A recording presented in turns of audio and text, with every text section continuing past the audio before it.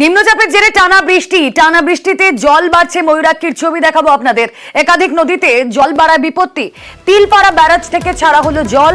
সকাল থেকে ছাড়া হয়েছে 7,000 কিউসেক জল। কথা বলবো, সুপ্রতিম রয়েছেন আমাদের সঙ্গে। সুপ্রতিম, একাধিক নদীতে বীরভূমে আমরা দেখছি জল বাড়ছে। ময়ূরাক্ষীর অবস্থা গতকাল থেকে আমরা দেখছিলাম ততই বছর, আর টানা বৃষ্টি হচ্ছে। এদিকে ব্যারাজ থেকে জল ছাড়া হয়েছে, বানভাসী পরিস্থিতি তো তাহলে। একদমই দেখো, সেটা হচ্ছে বীরভূমে কিন্তু অবিরাম বৃষ্টি গত দুদিন ধরে চলেছে। আজকে সকাল থেকে কিন্তু হালকা বৃষ্টি চলছে। তবে যাই চলুক না কেন, সেখানে কিন্তু প্রশাসন অনেকটাই চিন্তায়। যার কারণ হচ্ছে যে এই গত দুদিনের যে বৃষ্টিটাতে কিন্তু বীরভূমের যে সমস্ত নদীগুলো আছে তার জলস্তর অনেকটাই বেড়েছে, এবং সেরকম একটা ময়ূরাক্ষী নদী যার জলস্তর বেড়েছে, এবং সেই কারণে কিন্তু সিঁড়ি তিলপাড়া নদী থেকে প্রায় 7,000 কিউসেক মতো জল ছাড়া হচ্ছে। এবং পাশাপাশি এর জেরে কি কি ক্ষতি হতে পারে সেটাও কিন্তু প্রশাসন দেখছে। যেমন সাঁইথিয়া ফেরিঘাট, সেটা কিন্তু ইতিমধ্যে ভেঙে গিয়েছে গত দুদিন আগে, সেটা কিন্তু এখনো একই অবস্থায় রয়েছে। এবং পাশাপাশি প্রশাসন কিন্তু নজর রেখে চলেছে যে কি কি ধরনের পরিস্থিতি হতে পারে বা ঝাড়খণ্ডের বৃষ্টিপাত কিরকম হচ্ছে তার দিকে। ধন্যবাদ। চলতি বর্ষায় এই নিয়ে দ্বিতীয়বার ডুবে গেল কঙ্কালীতলা মন্দির। জলমগ্ন ছবি আপনাদের দেখাবো। বীরভূমের কঙ্কালীতলা মন্দিরের মধ্যে পুজো বন্ধ, পাশেই শিব মন্দিরে পুজোর ব্যবস্থা। টানা বৃষ্টিতে কোপাইয়ের জল বেড়ে বিপত্তি।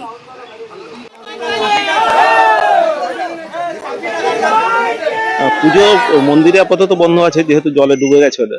তো পুজো বন্ধ নেই। পুজোটা আমাদের শিব মন্দিরে এনে মায়ের মূর্তি এনে এখানে যারা বাইরে থেকে আসছে পুজো করতে আসছেন তাদের জন্য এখানে পুজোর ব্যবস্থা করা হয়েছে।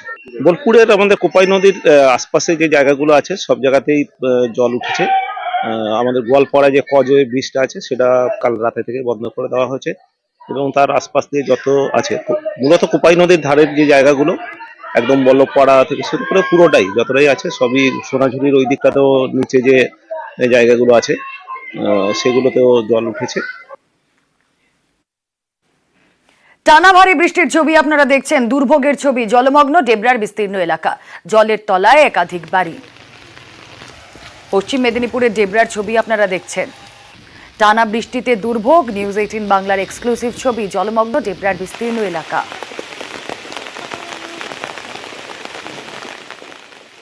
খুবই খারাপ অবস্থা চলছে। প্রতি বছর তো জল দাঁড়িয়ে যায়, এভাবেই বন্যা হয়। আবার রেলের তো কোনো নিকাশি নেই।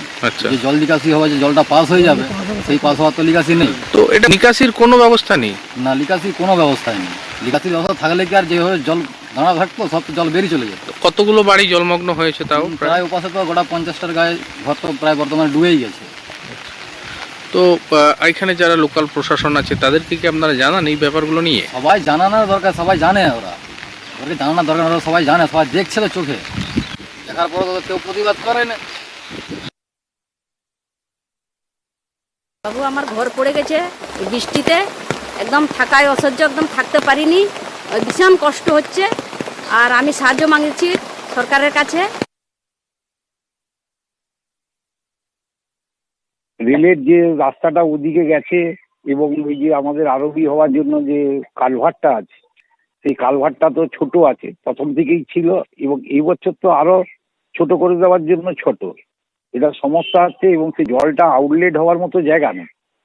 এবং অ্যাকচুয়ালি আমাদের মানুষ আমরা নিজেরাও কম বেশি দায়ী। ক্যানেলের জায়গাগুলোকে অনেকাংশে সংকোচন, এবং রেল বলুক, রেলের খাল বা বিভিন্ন যে খালগুলো আছে সেগুলোকে, যেটা 100 দিনের কাজ হলে যেগুলো পরিষ্কার পরিচ্ছন্ন করা যেত, সেগুলোর ক্ষেত্রে কিছু বাধা বিপত্তি, এইসব বিভিন্ন সমস্যা তো আছেই। তবে আগের চেয়ে এখনো সেরকম পরিস্থিতি হয়নি। তবে এরকম যদি চলতে থাকে দুদিন, আরো 1-1.5 দিন, তাহলে কিন্তু অবস্থাটা খুব খারাপ হবে।